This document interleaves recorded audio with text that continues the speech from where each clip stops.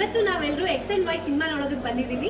ನಮ್ಮ ಜೊತೆ ಹೀರೋಯಿನ್ ಇದ್ದಾರೆ, ಪ್ಲಸ್ ಹೀರೋ ಇದ್ದಾರೆ, ಅಂಡ್ ನಮ್ಮ ನಿರ್ದೇಶಕರು ಕೂಡ ಇದ್ದಾರೆ. ಈ ಸಿನಿಮಾದಲ್ಲಿ ಕತೆನೇ ಹೀರೋ ಆಗಿ ವರ್ಕ್ ಮಾಡಿದೆ.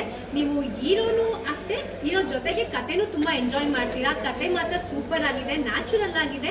ಇದರಲ್ಲಿ ಏನಪ್ಪಾ ಅಂತ ಹೇಳಿದ್ರೆ ಸ್ಟೋರಿ ನಿಮ್ಗೆ ಅಂದ್ರೆ ನಾನು ಎಲ್ಲಾನು ರಿವೀಲ್ ಮಾಡಲ್ಲ. ಒಂದೇ ಒಂದು ಮಾತ್ರ ನೈಜ ಕತೆಗಳು ಅಂತ ಹೇಳಿದ್ರೆ ನಮ್ಮ ಜೀವನದಲ್ಲಿ ಪ್ರತಿನಿತ್ಯ ನಡೆಯುವಂತಹ ಕತೆಗಳನ್ನ ಚೆನ್ನಾಗಿ ತೋರಿಸಿದ್ದಾರೆ.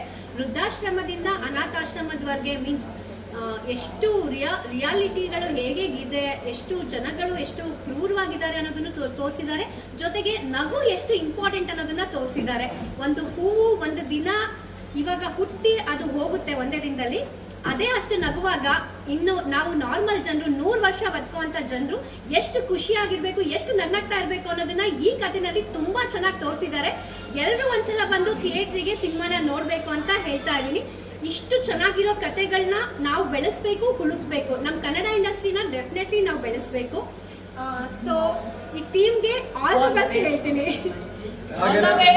ಹಲವಾರು ವಿಷಯಗಳನ್ನ ಈಗಿನ ಜನರೇಷನ್ಗೆ ಏನೆಲ್ಲ ಬೇಕು ಮೆಸೇಜ್ ಅದನ್ನ ಕಂಪ್ಲೀಟ್ ಆಗಿ ಒಂದಷ್ಟು ಬುದ್ಧಿವಾದ ಹೇಳ್ತಾ ಈ ಸಮಾಜ ಈ ರೀತಿ ಇರಬೇಕು ಅನ್ನೋ ಪ್ರಯತ್ನ ನಮಗೆ ಪಡಿಸ್ತಾ ಇದ್ದಾರೆ.